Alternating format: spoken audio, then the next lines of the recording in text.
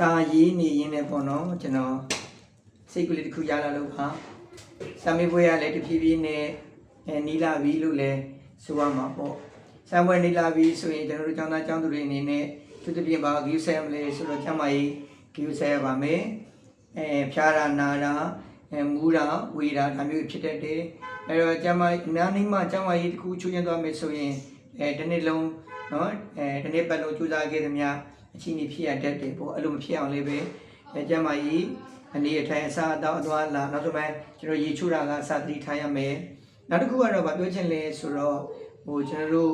ဒီတယ်လီဖုန်းကြည့်တဲ့ကိစ္စတွေပေါ့နော်အဲ့တော့တယ်လီဖုန်းတွေကိုတက်နိုင်ဆုံးဒီကျန်တော့တဲ့တလားလောက်မှာမိဘစီကိုအပ်ထားလိုက်ပါရေးစုံတွေကကြီးတဲ့ဆိုရင်မိဘ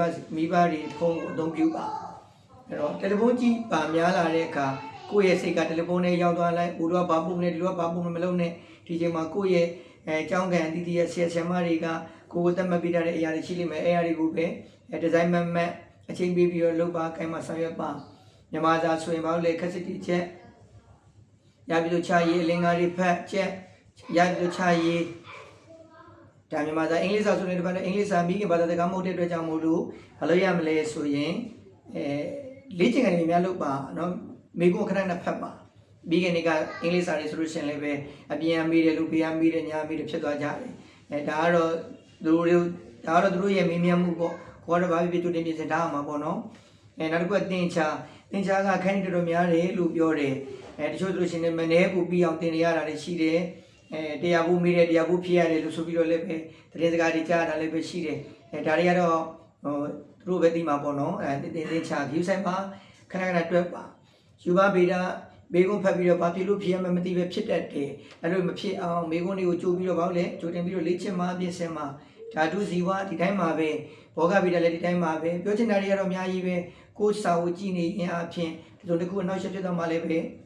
ကြောက်ရသေးတယ်နော်ဒါကြောင့်မလို့တက်နိုင်ဆုံးတယ်လီဖုန်းလေးကိုဘာလို့လဲတိမ်မှာဖဲပါကိုယ်စာကိုဒီဇိုင်းမဲ့ချက်ပါထပ်ပတ်လေးလေ့ကျင့်မှနော်ဘာပဲဖြစ်ဖြစ်ကိုရှောက်မယ်လို့ရည်ရွယ်ထားပြီးဆိုမှတော့ဆုံးခန်းတိုင်းအောင်အတူတူညွှန်ဖြစ်အောင်လည်းပဲရှောက်ဖို့လည်းပဲကျွန်တော်တို့လိုပါသေးတယ်နော်သူများထက်ကိုကတော်အောင်သူများထက်တက်အောင်ပေါ့တော်တက်အောင်လည်းပဲကျွန်တော်တို့ကြိုးစားရမယ်ပြီးရင်နောက်ပြီးတော့သူတစ်ပါးကိုလည်းပဲကျွန်တော်တို့ကလက်တွဲခေါ်နိုင်တဲ့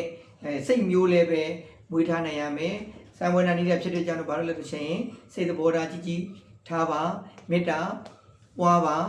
နော်လူတိုင်းပေါ်မှာစေတနာထားပါလို့ပြောရင်းနဲ့တော့ဆက်ပြရစီကျေးဇူးတင်ပါတယ်